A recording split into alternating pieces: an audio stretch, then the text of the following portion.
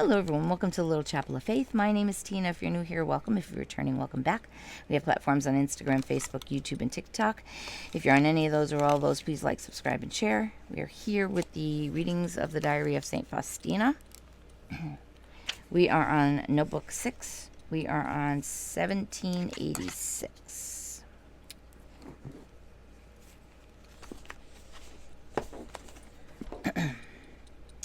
First Friday of Corpus Christi, June 17th, 1938. Nope. Right away on the Friday after Corpus Christi, I felt so unwell that I thought the longed-for moment was approaching. I had a high fever and spat up much blood during the night. Yet I did go to receive the Lord Jesus in the morning, but I could not stay for the Holy Mass. In the afternoon, my temperature dropped suddenly to 35.8 Celsius. I felt so weak that it was as if everything inside me were dying. But when I steeped myself into profound prayer, I understood that it was not yet the moment of deliverance, but only a closer call from my bridegroom. When I met with the Lord, I said to him, You are fooling me, Jesus. You show me the open gate of heaven, and again you leave me on earth. The Lord said to me, When in heaven you see these present days, you will rejoice and will want to see as many of them as possible. I am not surprised, my daughter, that you cannot understand this now, because your heart is overflowing with pain and longing for me. Your vigilance pleases me. Let my world be enough for you. It will not be long now. And my soul found itself once again in exile. I lovingly united myself to the will of God, submitting myself to his gracious decrees. The conversations that I hear in this place about worldly matters makes me so tired that I nearly faint.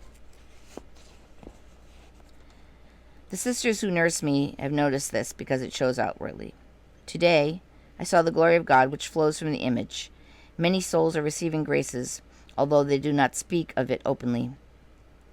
Even though it was met with all sorts of vicissitudes, God is receiving glory because of it, and efforts of Satan and evil men are shattered and come to naught. In spite of Satan's anger, the divine mercy will triumph over the whole world and will be worshipped by all souls.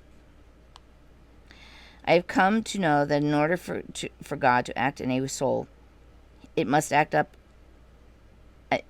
give up acting on its own. Otherwise, God will not carry out his will in it. When a great storm was approaching, I began to say the chaplet. Suddenly I heard the voice of an angel. I cannot approach in the storm because the light which comes from her mouth drives her back, both me and the storm. Such was the angel's complaint of God. I then recognized how much havoc he was to have made through the storm, but I also recognized that this prayer was pleasing to God, and the chaplet was the most powerful. I learned that a certain soul was pleasing to God, and that in spite of all sorts of persecutions, God was clothing this person in a new and higher dignity. My heart greatly rejoiced in this. The moments which are the most pleasant to me are those when I converse with the Lord, within the center of my being. I try my very best not to leave him alone. He likes to be with us always. O Jesus, eternal God, thank you for your countless graces and blessings. Let every beat of my heart be a new hymn of thanksgiving to you. O God, let every drop of my blood circulate for you, Lord. My soul is the hymn of your in adoration of your mercy. I love you, God, for yourself alone. My God, although my sufferings are great and protracted, I accept them from your hands as magnificent. I accept them all, even the ones that other souls have refused to accept. You can come to me with everything, my Jesus. I will refuse you nothing. I ask you for only one thing. Give me the strength to endure them, and grant them that they may be meritorious. Here is my whole being, to do with me as you please.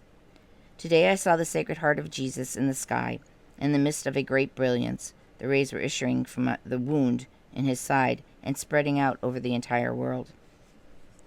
Today the Lord came to me and said, My daughter, help me to save souls.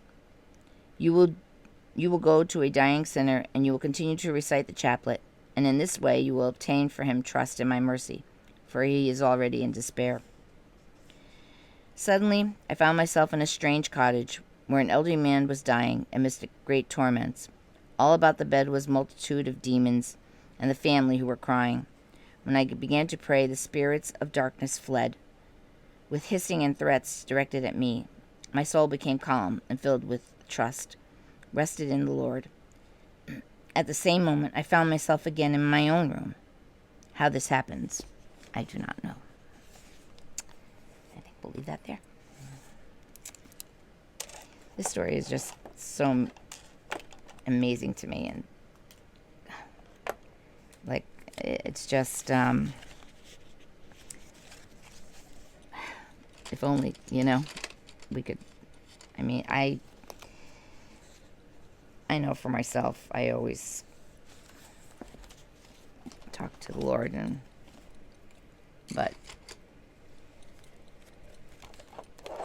I know that he answers me in certain ways, but I feel like the connection she had was just something so awesome. One day, who knows? But anyway, I should be so holy. But anyway, I hope you all have a beautiful day. Be well, be safe, be kind to each other. May God bless us all.